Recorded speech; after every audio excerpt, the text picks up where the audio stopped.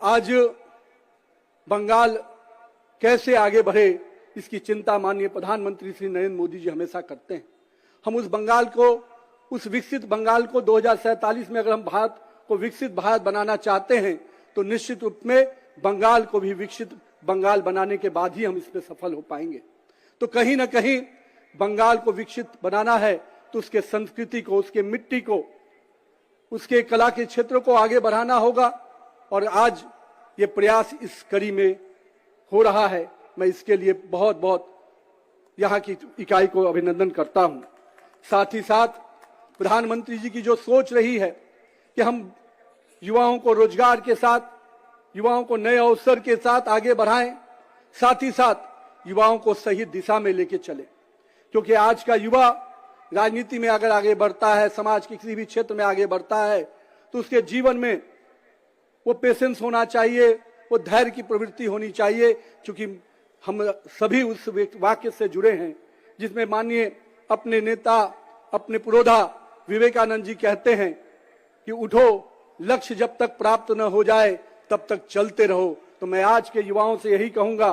कि आपके जीवन का जो भी लक्ष्य है उसके लिए संघर्ष कीजिए, लगातार अपने निरंतर प्रयास से लगे रहिए, क्योंकि आने वाली पीढ़ी, आने वाला भविष्य अगर हम बनाना चाहते हैं, 2047 का विकसित भारत बनाना चाहते हैं, तो उसमें बहुत बड़ा योगदान आज की पीढ़ी के युवाओं को अदा करना है। इसलिए मैं युवाओं से कहूंगा कि आइए इस विकसित भारत बनाने में, इस विकसित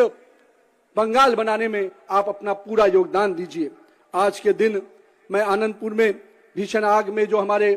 श्रमिक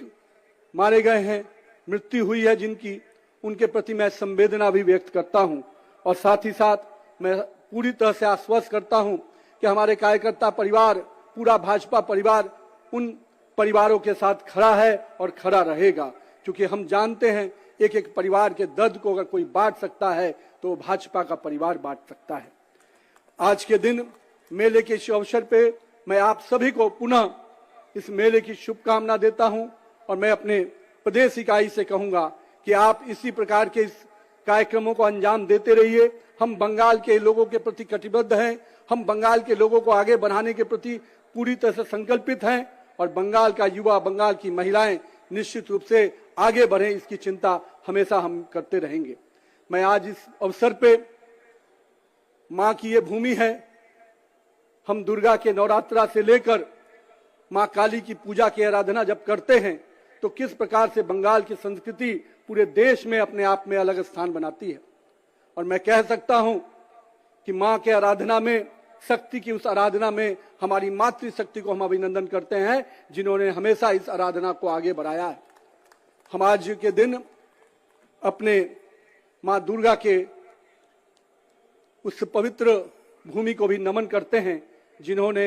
इस पूरे शक्ति के हमारे पूजा को आगे बढ़ाया। मैं आज के दिन बंगाल के लोगों का अभिनंदन करता हूं कि माँ दुर्गा के माध्यम से आपने पूरे देश को एक सूत्र में बांधा है, एक शक्ति में बांधा है।